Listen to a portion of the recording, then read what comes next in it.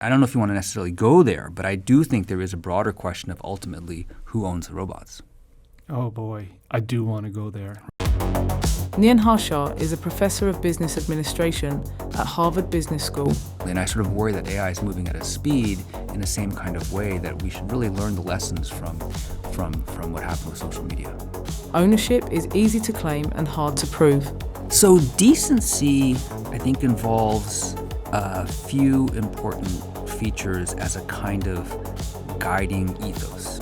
Ethics without accountability is just a slogan.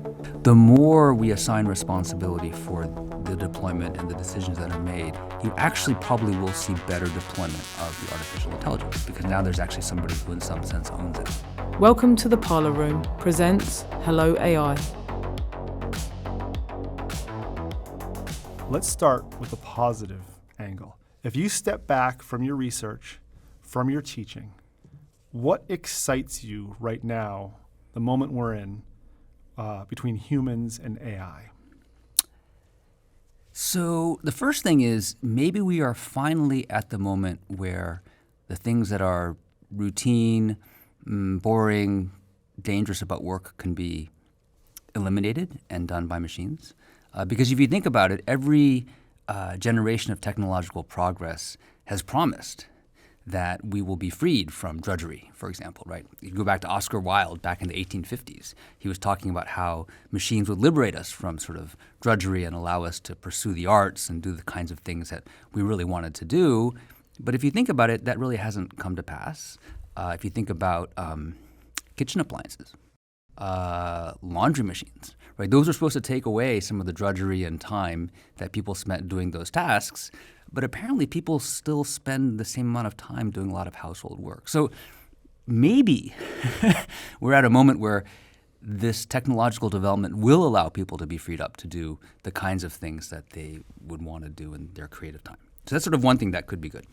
I think something else that's interesting is that artificial intelligence may allow us to do things a lot better. So what I mean by that are things like drug discovery. Is one area where there's a lot of promise, for example. And so that's another thing that's sort of exciting. Another thing that I think is exciting is that AI can do things differently from how we do things. So here I have in mind an example from a number of years ago, which is AlphaGo. So I don't know if you're familiar with AlphaGo or not. No. Okay. So AlphaGo is a program that was designed to play Go, the game Go. Okay. And many people thought that the game Go, because of the number of possibilities on the board, would make it impossible to have a machine do in the same way that a machine could beat a human at chess. Okay. But AlphaGo basically learned how to play play Go, and essentially beat some of the great world masters at Go.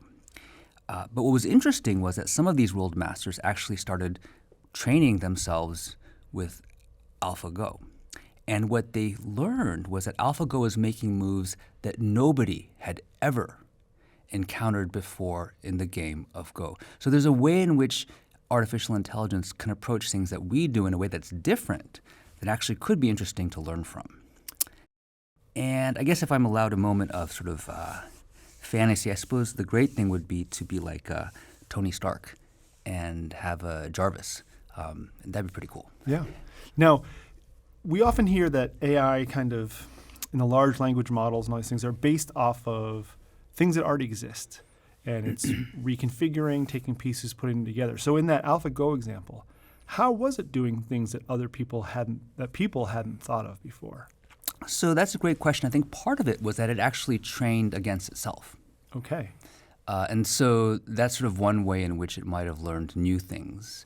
Another way is that some models also aren't just purely engaged in pattern recognition, right? But they're actually engaged in a kind of form of basic reasoning, as it were. So it's not just simply based on a prediction model, sort of the parrots in the machine kind of LLM, but actually thinking in terms of sort of patterns and then learning from that to sort of think more abstractly. On the flip side, what are the things that are going on right now that maybe concern you about humans and AI in the workforce? How much time do we have on our We podcast, have Chris? hours and hours. Go for it. Yeah, let me know. I mean, I feel I feel that more than I feel the positive. So, what are you thinking? At a very basic level, one could think of artificial intelligence as a kind of multiplier, right? Both in terms of the speed at which things happen, the scale at which they happen, and also the scope in terms of our lives. So part of me worries that any kind of problem we already have in the world will basically be exacerbated by the application of artificial intelligence. So here's some examples, right? So think about, for example, not to sort of make things I'm worse, going to take right? a deep breath before we get this. Go ahead. But actually, it's free. So that's all the time we need. Yeah. Right? Okay. Yep. But if you think about, for example, something like social media, the malicious use of social media for example, like misinformation, right? Or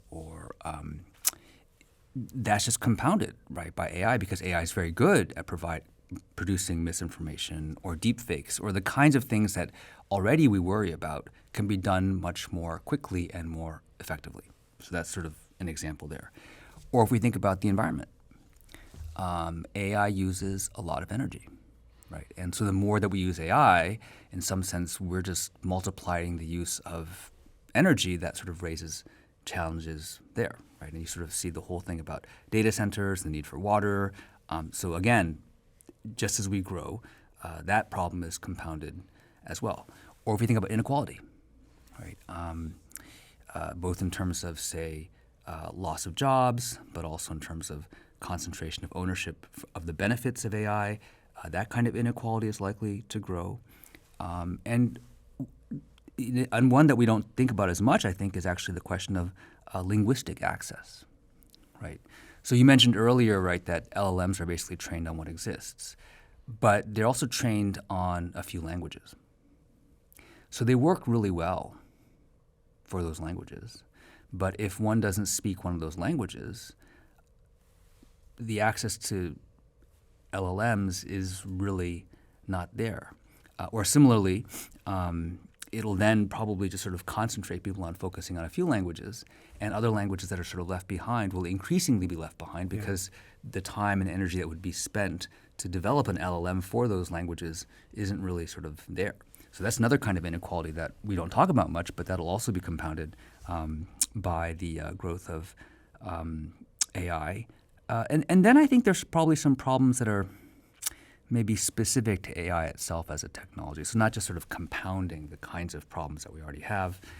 It's something that I know you and I have talked about before, is that because AI is such a good or approximation, right, of engaging with another human being, I think for me the biggest worry that I have is that we'll sort of forget why we actually want to engage with another human being as opposed to sort of a good approximation of one. Wow. That one is, I think, the one that gets me the most. I'd like to talk about two quick things with that. I'll go back to that point you just made about the human part. But the usage of electricity to run this whole thing. A couple of years ago, I was a person who had told myself I would never own an electric car just because I don't know. I think I like old things a lot. But I ended up getting an electric car because the incentives were great and it was a great deal. And now I feel like I'm just contributing to this giant environmental suck of electricity that's going on right now. How bad is it? Like what is this huge wave that explodes, that's exploding across all the usage, especially in AI?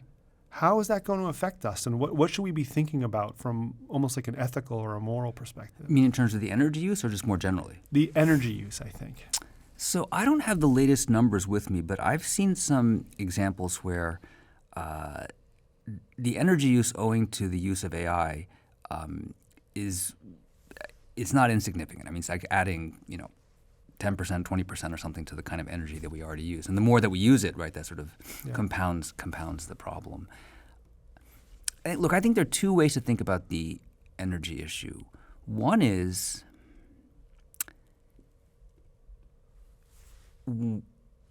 who actually has access to the energy. So again, to my earlier point about the kind of inequality that we might seeing, for example, in which language models are developed on. Similarly, if we look at where in the world is there energy to power artificial intelligence, it's already in the places that are relatively better off than places that aren't. So it's another example of how that kind of inequality will get compounded and to just sort of make things worse in that sense, right? So who benefits from it? But then there's a question of the pollution or sort of the carbon aspect of things, and that unfortunately will continue to sort of affect everybody in a way that's different from who benefits from it. Second point you brought up too was about the relationship aspect. Yeah. And the approximation of a human, and is that going to become acceptable, is terrifying to me. Because I remember when a movie called Her came out with Joaquin Phoenix, I never saw it because to me it was at the time so far-fetched and unsettling that I had no interest in seeing something like that. But I think if it came out today, it would almost feel like old news. And obviously there are already lots of people that have developed a significant relationship with something artificial. Right. How, based on your research and what you're working on, that kind of scenario where people are starting to opt for the artificial over the actual, is that growing, or is that just like hype that's happening? So I think it's growing. Mm-hmm. But I think we should be clear that it's not necessarily all bad. So I think that for some people, for various reasons, this actually may be easier and better, and in some sense, the alternative for some people is actually no human contact. Oh, okay, yeah. Right, and so for some people, this actually, studies show that this actually can be beneficial in a certain way. I think the concern for me, and maybe this is your point, is that because it's we should. That for some people, it may creep into it, and it just becomes a way to do things that we don't sort of think about. I think for me, the real concern is not just the engagement with a machine in a way that we sort of then forget about the value of what it means to engage with a human being. I think that's a large part of it. The part that worries me a little bit is, well, not all of it worries me, but the part that is a little bit concerning is the way in which that interaction is tailored to us in a way that it wouldn't be when we engage with another human being, right? And insofar then as we engage in that kind of a discussion, we become more and more sort of within our own world, and we don't actually have to confront or engage in friction with other people, right? So that's the part that is, I think, in addition to all the other things we might talk about what it is to sort of why we want to engage with people and not, but that's the part that I think worries me the most. Yeah, so we essentially could become very fragile, more fragile. We're able to accomplish more, maybe from a business perspective or a creative perspective, but internally we've become so insulated and isolated that we're maybe more fragile at the same time. More fragile, maybe even in some sense,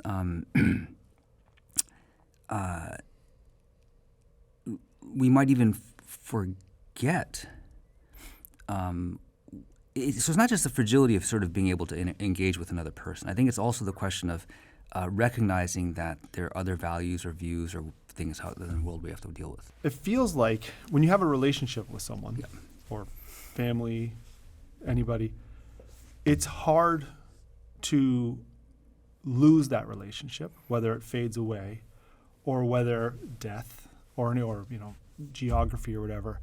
But it's terrifying now to think that these relationships are then, these new versions of these relationships might have the same power or feeling, but they're completely dependent on software and companies.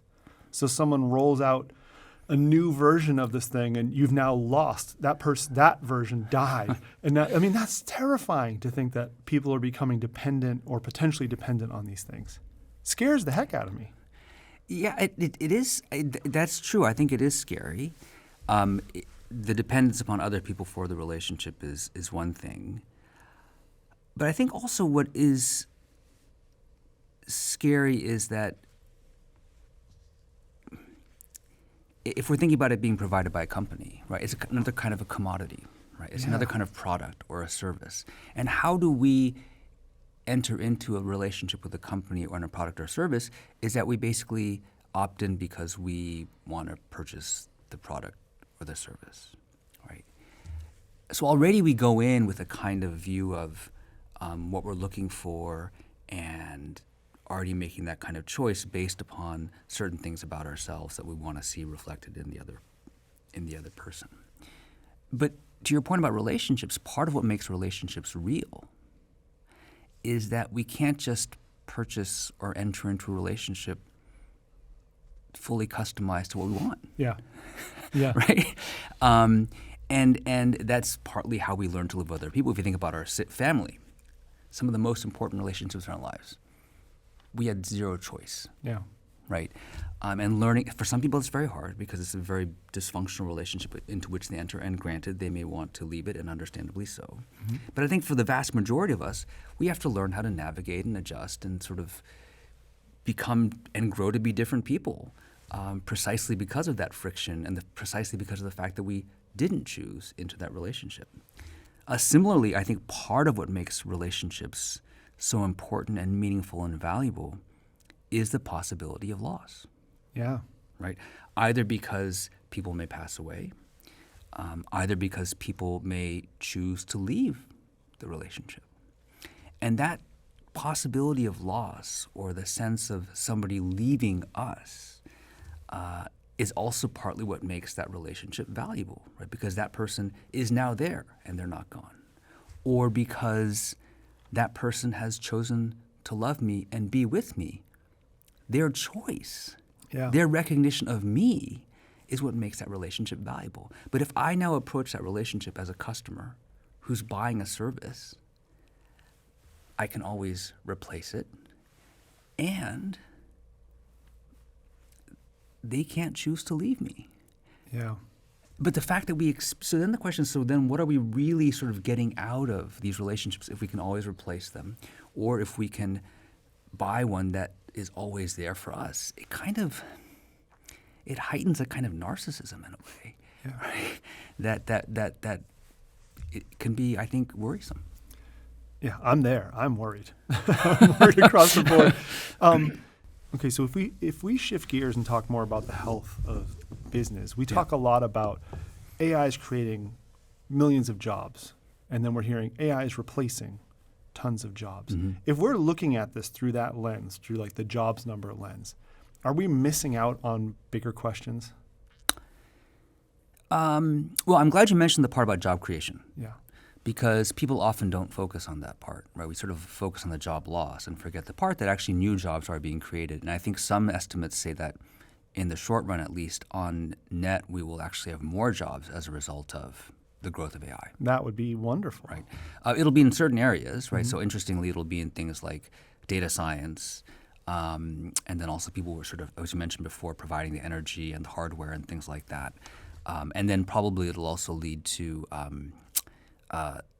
unfortunately, sort of loss of certain kinds of other jobs too. So that's sort of one thing there. But on net, it looks like maybe it might be positive, assuming people can then access those new jobs. So I'm glad you mentioned that because we shouldn't forget that part. Sure. So it's not all doom and gloom. But I think it does miss a few things. One is, I think in focusing on the job loss owing to being replaced by AI, what it does is it focuses on those parts of jobs that actually aren't distinctly human. So in other words, if we keep focusing on, okay, what are we losing in this job because of the replacement with AI, and we sort of think, okay, then how can we sort of address that problem? I think it sort of tends to focus our attention on, okay, well, the parts of jobs that are replaceable by AI and not the things in jobs that actually set us apart from AI, which are the kinds of things that we'd actually want to focus on if you can imagine trying to help people address a world in which there will be more and more AI in the context of work. So that's sort of one thing that and then that sort of brings us back to the issue of, well, then why is it that you would want to have people at work, in your workplace, in your business, in your company, and not AI, right? Even if AI could actually do the task that we narrowly define just as well. And I think that's the part that we sort of tend to overlook. It's like, well, what is it actually about having people doing the work that matters? That's a fascinating way to look at this, because when I hear these reports come out and they're kind of all these forecasts more than anything, they're not really reports, I guess. They're mostly forecasts at this point. There's some reports. I feel like I'm riding this wave of good news, bad news, good news, bad news, good news, bad news. And it's exhausting. And your perspective on, or what you're hoping happens, that we do start creating some new jobs, is one of the more positive things I'm hearing, because I often hear the opposite, and I think people are just ready to accept the doom feeling. In the situation we're all in right now, what kind of things should we be kind of watching ourselves about our positions, our jobs, to indicate whether there are things we're doing that could be replaced, or there are things that we should skill up on to make ourselves more valuable and differentiate ourselves? So the question I often ask is, assuming that the basic task could be performed by a machine or artificial intelligence and get the basic job done, are there still reasons you would want to have a human being instead? And part of it is actually how you define the job, right? So take, for example, something like physician assistants or care workers, right, in home care. There are lots of ways in which robots can actually make things easier in, say, for example, lifting up a human being and putting them in bed, right? It doesn't risk the kind of physical harm that might come to the care worker. There's a sense in which there's a reliability for the person who's being cared for. So in some sense, the basic task, right, could be done. The question is there any reason you'd still want to have a human being doing this? And that sort of takes you slightly beyond what we understand the basic task to be. And so if the basic task involves elements of that human relationship, then that's the part that you'd want to focus on. So why might a person want to have a human person caring for them as opposed to, a care bot or something like that? And for some people, I think there's this sense of being cared for, literally being cared for, not in terms of having the basic sort of task done, but having another person there who recognizes them, who sees them, who views them as another human being, right, in that context, not taking pity on them, but being there to care for them. And that is something, I suppose you could create a robot that could say things, right, and act in ways that would suggest that they care for you. But the real question is, does a robot really care for me? And maybe I could experience it as care, right? It's just true that, it's true also that there are human beings who are being cared for who don't experience it as care, right? I hope my daughters aren't listening, but sometimes I do things that I think, hey, this is for your own good. Yeah. Right? My daughter does not experience it that way. Sure, she does not experience me as caring for her in that immediate context. So, and yet I do. So clearly there's also that part about how the other person receives it. Yeah. But I think part of what care is, this goes back to our earlier point, is that part of what makes care possible is the fact that I also could choose not to care for somebody, right? That's what makes it care. And so can the care bot really choose not to care for me? I'm not sure, but that's partly something. So to the extent that we could imagine and find and identify those parts of jobs where it is that it's important to have another person there, those are the things we should focus on. We can talk about this some more, but I think another thing that we could focus on is taking on more responsibility.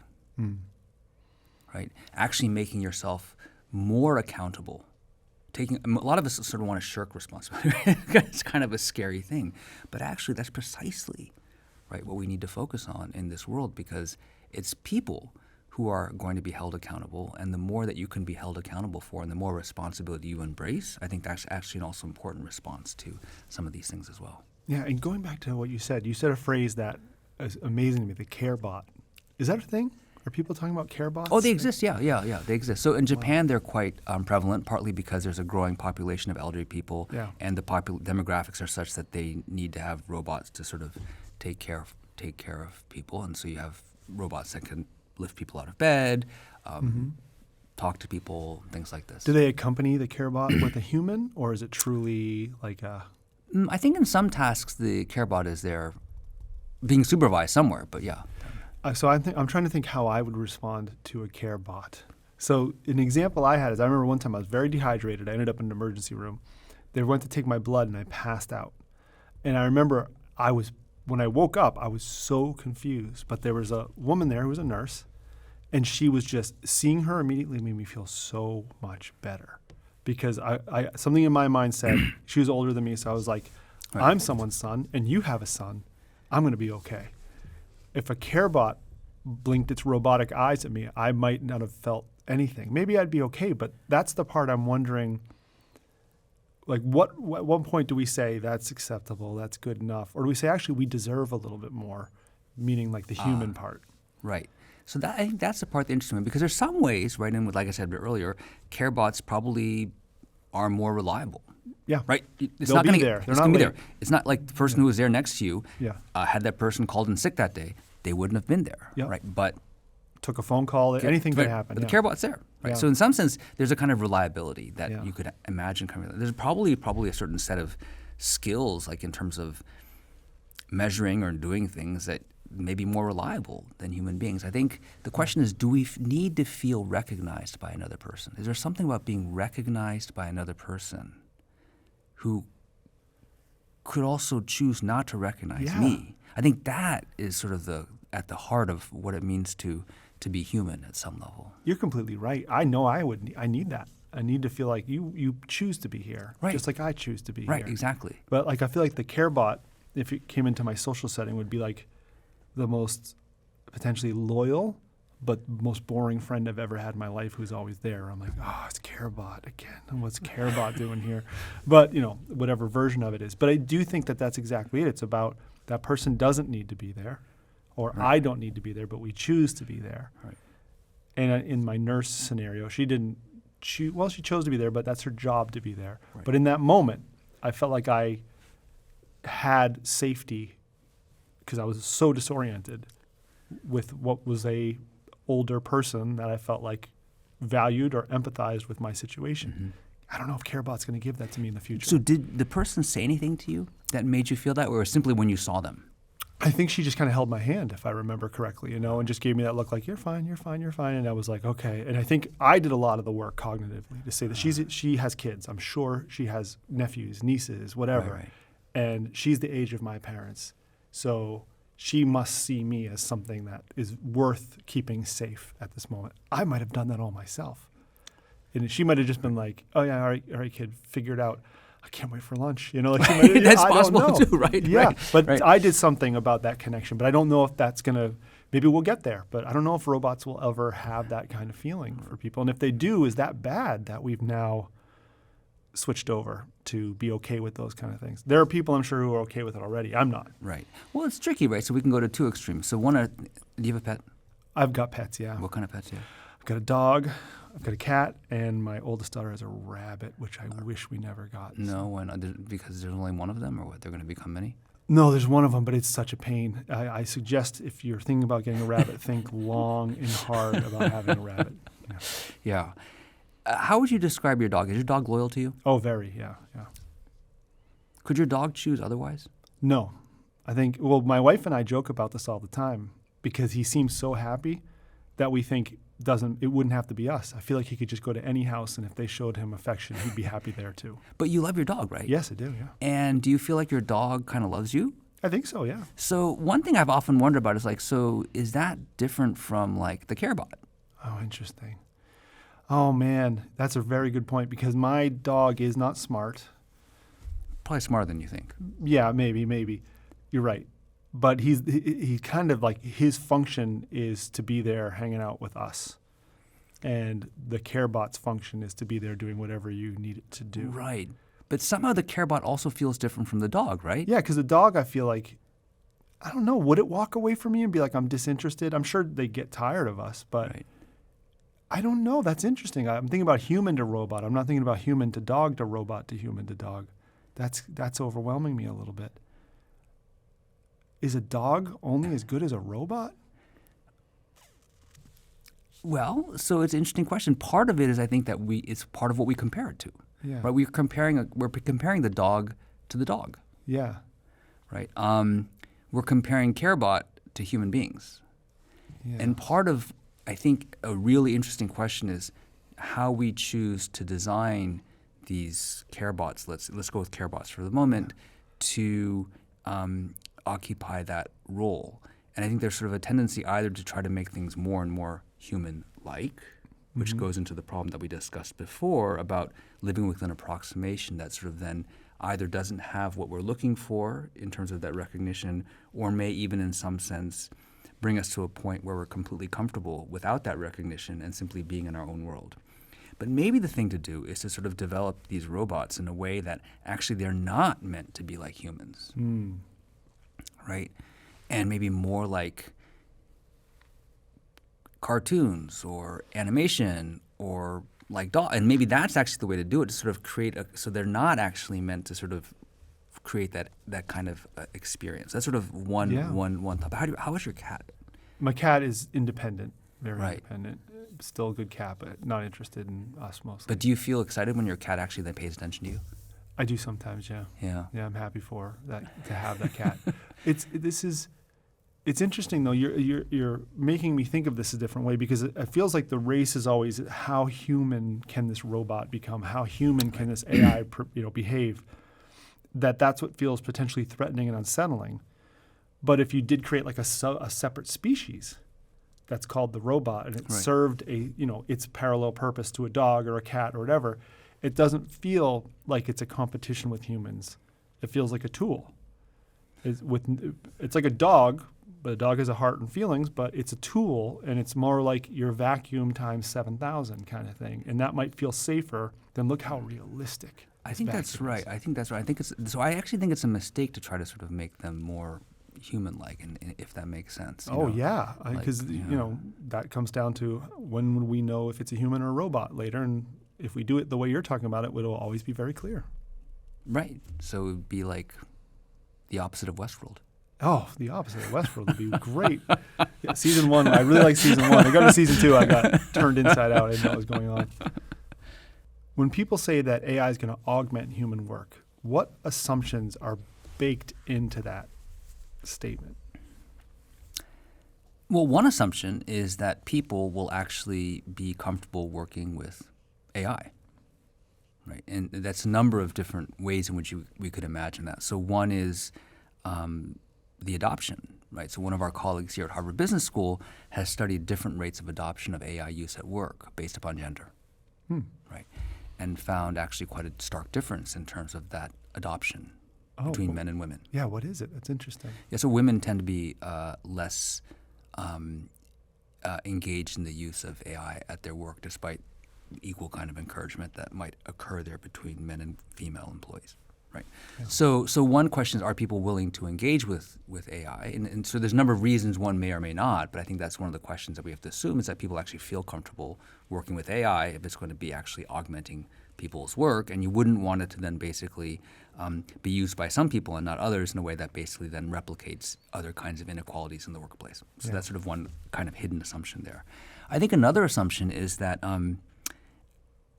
in the long run, by augmenting people's work, we're actually not training AI to replace people. Right? You could imagine sort of this great training experiment where by augmenting people's work, it's actually simply learning how to do people's work. Yeah. Right. Which is kind of what everyone feels right now is happening, but maybe not. Right. So then in the long run, it's not really augmenting people's work. So is it a question of time horizon that we're simply talking about?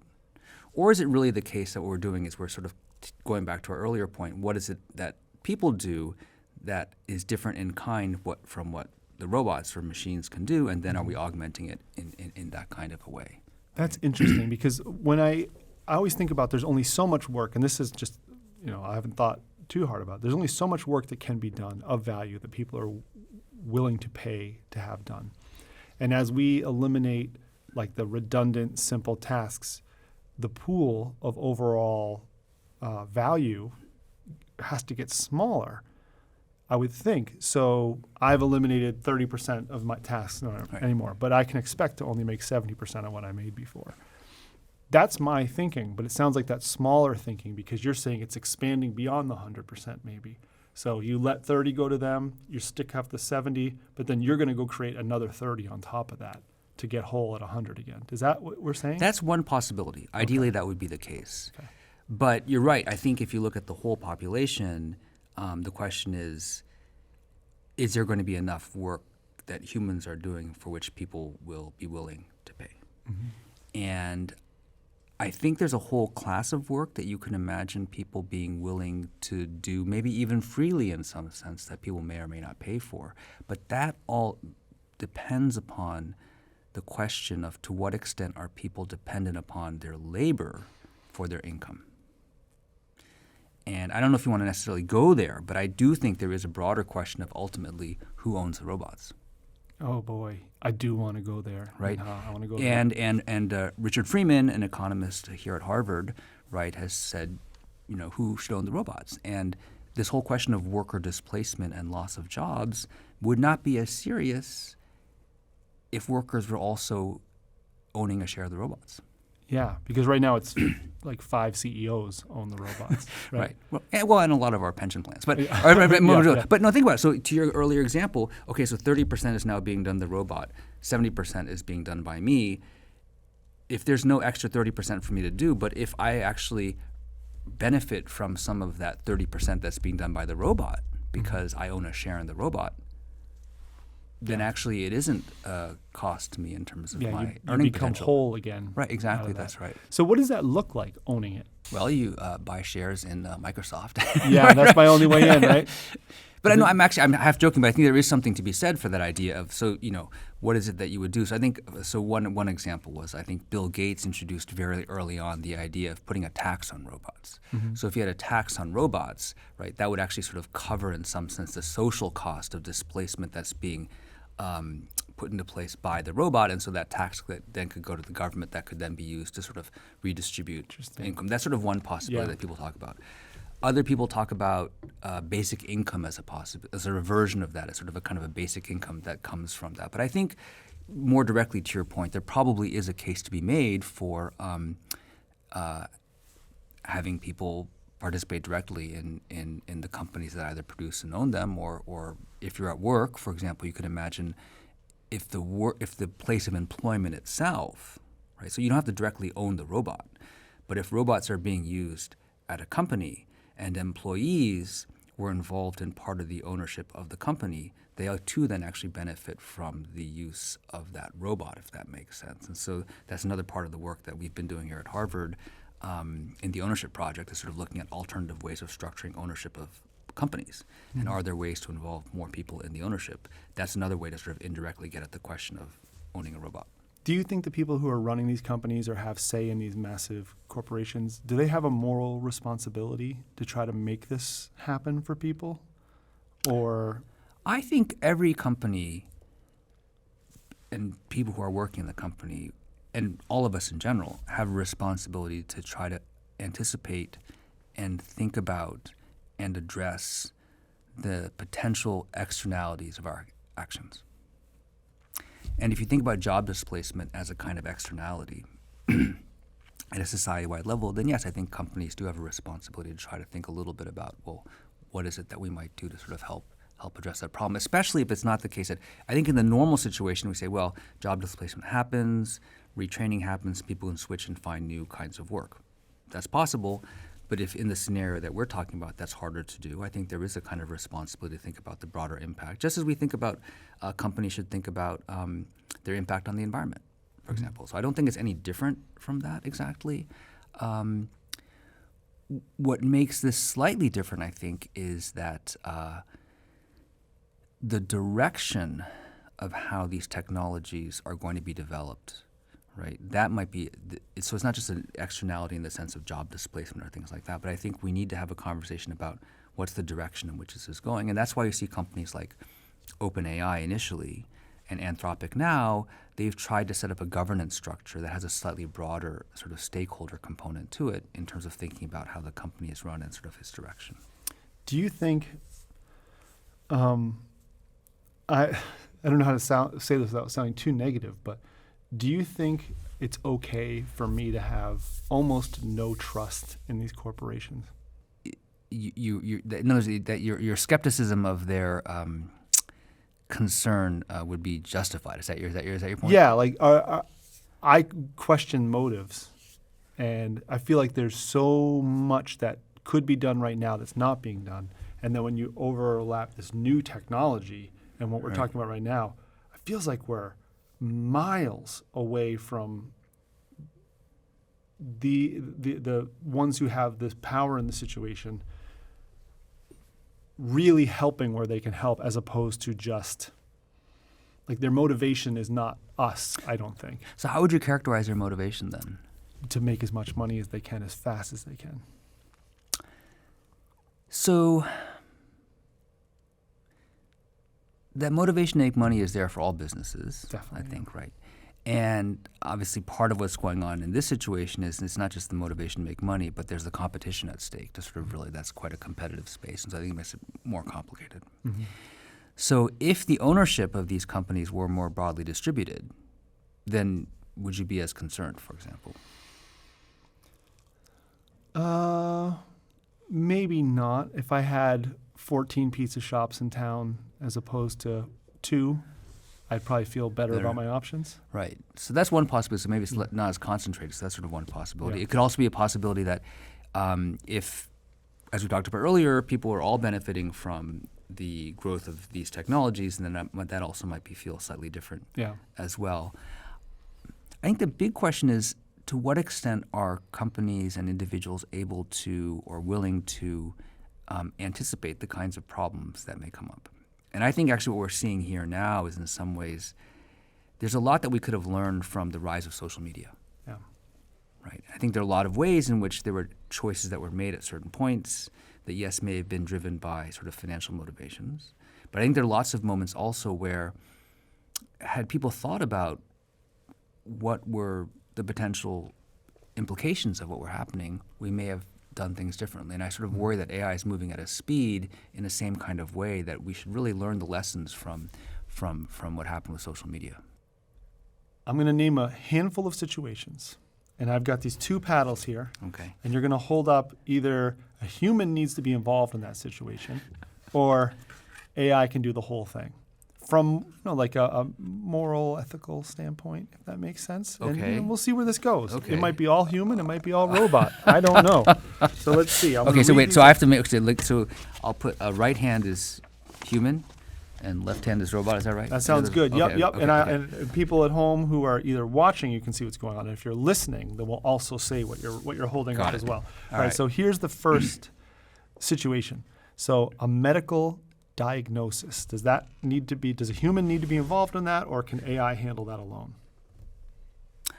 Okay, this is maybe not a fair question to ask, but when you say is there a human ultimately involved in somewhere in this whole thing? Like There might not be. This could. When you say there's a robot doing it, it's a robot doing it. So the robot is, I go to the robot, say I need this diagnosis, they give me the diagnosis, they give me that, and No there's no human involved. And the company that's doing this, there's no human overseeing anything.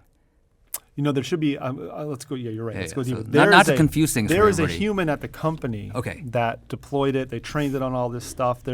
Maybe there's someone at the actual medical facility who, at the end of the day, reviews all the cases and does something else. But in that moment, you came in, you got an X-ray, and you're coming out to a screen to say, is it broken or is it okay? And it's just AI giving it to you. Is that okay, or does a human even need to be involved there?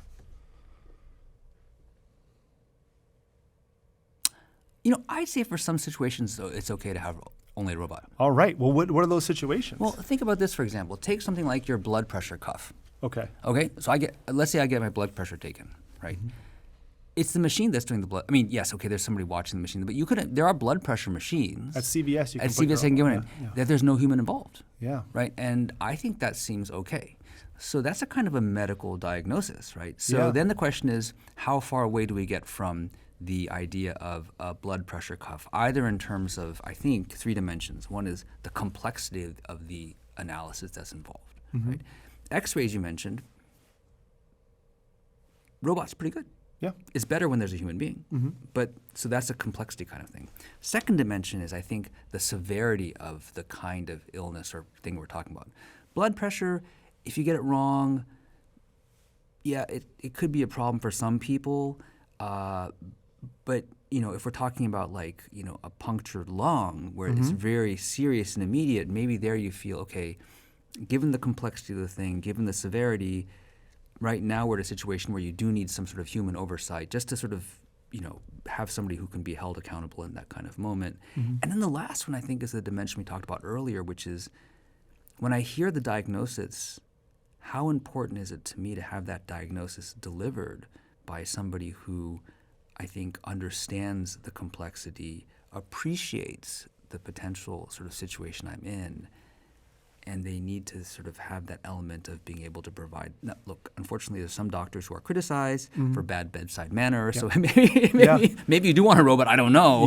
But for the most part, right, I think you'd want to have a human being who's there to sort of say, hey, I know this really sucks, but got to be there with you. So see, that's why I love asking you these questions. I love talking to you because that's so much more detailed than I would have thought of, but it's essential. There's a scale of what's acceptable versus what's not acceptable, and that's kind of, in a way, obvious, but I'm thinking, let's just talk about that. But blood pressure, maybe a hearing test could be AI, but there's a level where that's okay. And then there's a level where you need the human for sure. I think that's right. And I think that the trick, though, is to sort of make sure that we don't, as we sort of progress, right, lull ourselves into the situation where we sort of forget about where it is that we actually would want the person there. All right, next one. Okay, great. Customer dispute resolution. Does a human need to be involved there, or can a robot AI do it completely? Customer dispute resolution. Do you want a specific resolution customer situation so you can evaluate it? Yeah, let's go with the specific. Okay, so I bought a cell phone. It's when I brought it home, I'm realizing the battery only lasts an hour, and I want to figure out what my options are. So I go to a website. Do I want to be able to call someone to talk about that, or can I just go to a chatbot to get my answers? Great. I'd go with the chatbot. Yeah? Yeah. Okay.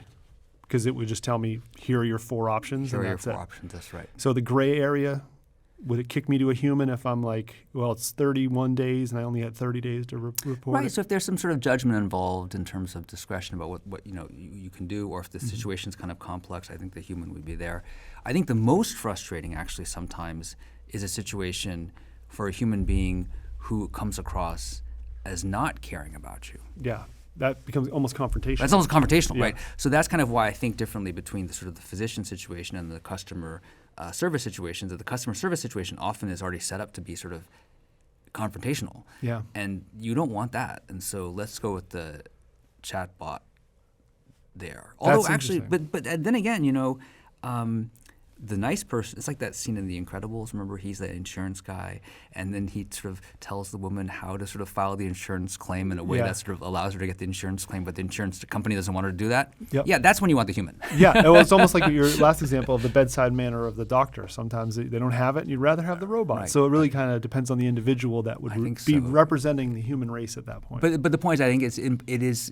I don't think it's a categorical situation in that sense. But I think that's right. Okay. Yeah. All right. Basic creative work for a brand. Basic. I'm thinking like brainstorming. Oh, brainstorming, you want human. Oh, yeah. Okay. Wow. You know what's interesting? When I said the word brainstorming, I thought you'd be like, yeah, the robot can just generate a bunch of stuff. But you said human. Why did you say That's right. human? So it's interesting. So I think 2 things. One is that maybe it's where the technology is now and things like this. But in terms of brainstorming, because of the way in which some of these models have been developed, I think that especially for a brand as well, right? Part of what you're trying to do with a brand or any kind of is in some sense sort of connect to people, right? And so I think that's actually probably where it would be better to have a human to sort of think about some of those ideas there. And also people tend to, I think when they do use some of these AI machines or robots for generating ideas, people do that. They turn out to actually sort of be quite there's a narrowing in the kinds of options that people end up with as opposed to broadening them. So, Okay, great. yeah. Hiring and or firing. Human. Okay.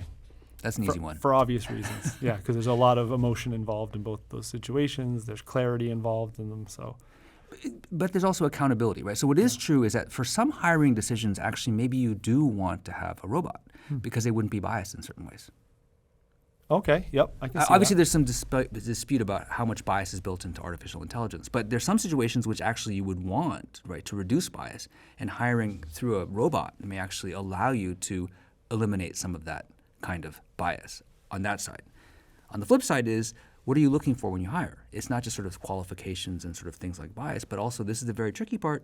You also sort of see, does this person sort of have the kind of values that we would want in the context of the company and things like that. That's where you do want the human, but that's also where the bias enters. All right, this is the last one. I saved the heaviest for last. Criminal justice recommendations. Both a human and a robot. Yes. It can't be exclusive one or the other. So it's got to be some robot work in the mix, Some more about next, yep. but a human's got to really be That's right. accountable for it. I think that's right. Yeah. Because there, the question of bias, I think, really does enter a lot in a way that I think has the potential to be quite serious in terms of people's lives. So that's where I'd actually want to see both. Great. Was that unfair? Was I allowed to actually raise both at the same No, time? It's totally fine. It's all fair. It's all fair. And I get the point for both, so that makes sense. What happens if decisions affect people, but no human feels responsible for them?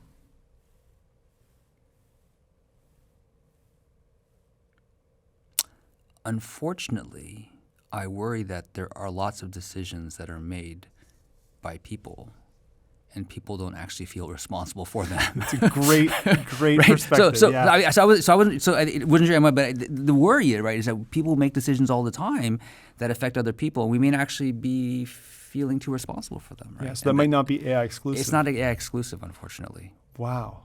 Let's pretend it's AI exclusive Okay. for a moment. Yeah. If that is a situation Right. where we've deployed some kind of AI across our organization, there's kind of a ripple down effect. Where do we go as the person who's maybe affected by this thing Right. to say like, well, this isn't working for me if no one feels accountable for it? Right. I guess the question is, should somebody feel accountable for it? That's better way to say And it. so that was my earlier point, is that saying, look, there are lots of people who make decisions, happens they don't feel responsible, but maybe they should feel accountable for it, right? Yeah. So similarly, in that case, I think any organization, somebody has to be accountable ultimately for what happens in the organization. And so it's a failure of the organization if in deploying artificial intelligence, they do it in a way in which then nobody actually is in a position to be held accountable for what happens. So I think that's the problem, really. Yeah. And that seems to be, I would imagine that's a hard thing to keep a handle on with how much deployment of of artificial intelligence is being put out there, because there's tons of initiatives, and the oversight, if it's not clear, I'm sure there are lots of holes where something's just started and it was a group decision, it was one person's idea, but they're not really involved in where it's being deployed. I'm sure it's causing a lot of confused, dissatisfied, disgruntled workers in certain situations where they feel like they're just being told to do something by some machine somewhere. I think that's true, but I think also actually paradoxically, or maybe counterintuitively, the more we assign responsibility for the deployment and the decisions that are made, or the better kind of governance system we have in place for it, you actually probably will see better deployment of the artificial intelligence, because now there's actually somebody who in some sense owns it. Yeah. So in a way, I think it's not just an abdication of responsibility, it's also a sense in which organizations may be doing themselves a disservice if they actually don't have a clear kind of set of guidelines with regard to who's responsible and owns things, and sort of thinking about the governance of the AI. Now, you once shared with me a quote about decent business. What is that quote? So this was the first dean of Harvard Business School, Dean Francis Gay, and he was asked at a gathering of, I believe it was the New England Railroad Society back in the early 1900s when the business school was started.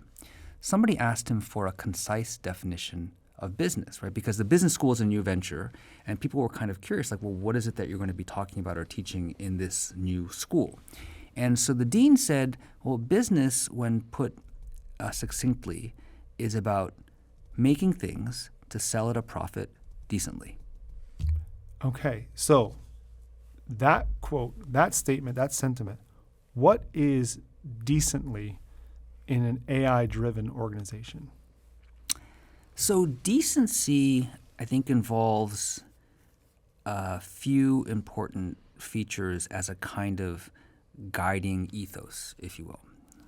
So decency is above the basic moral minimum, right? I think, so if we believe there's a kind of moral minimum in terms of how we ought to treat each other, for example, not violating certain basic kinds of rights, such as physical integrity, or demonstrating a certain kind of respect, there's a kind of a moral minimum. Decency is more than that, right? It requires you to act in ways that sort of go above and beyond a kind of moral minimum. At the same time, decency, I think, is something that is not just simply morally elective. In other words, you can choose not to be decent, right? I think everybody ought to be decent, right? So it's kind of occupying that kind of middle space of what we owe each other, right? So then, not what we owe each other, but how we should treat other people, right? So they don't have a claim on me in a certain kind of way. Like, it's not like a right that I have to be treated in a certain way, but it's a way in which we treat other people. So what does that involve? I think the first thing that decency is about is very closely related to the idea of treating people with a certain basic dignity, right? So recognizing their humanity is, I think, a very core part of what it means to treat people decently. And that recognition of somebody's humanity, I think, is really all the more important in the context of this kind of AI-driven world for a number of reasons, right? Because people can have certain ways in which they are treated by machines that may not feel like they are being recognized in a certain kind of way. Decency also involves recognizing what it is about us as humans that matters. So I think that's kind of where I would go with the idea of decency, in addition to the kinds of things we normally think about, which is like being polite, right? Being kind, right? Sort of not yelling at people, right? These are all the other kinds of ways we can sort of think about what it means to be decent. But I think what parts of it that matter for me in the context of a world with AI and a workplace with AI is really sort of recognizing the importance of treating people as humans and sort of recognizing what it is that is human in you as a person.